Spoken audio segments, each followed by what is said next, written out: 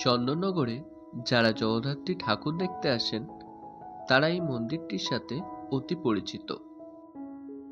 এটি হলো আদিমায়ের মন্দির, যা আলো দ্বারা সেজে উঠেছে।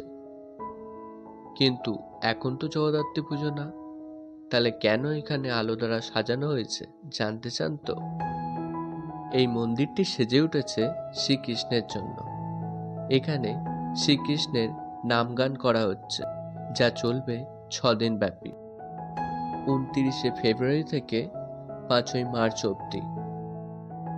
তাই যারা কৃষ্ণ ভক্ত, কৃষ্ণ প্রেমে মধুর হতে চান, তারা অবশ্যই এই দিনগুলির মধ্যে এসে নাম সংকীর্তন উপভোগ করুন।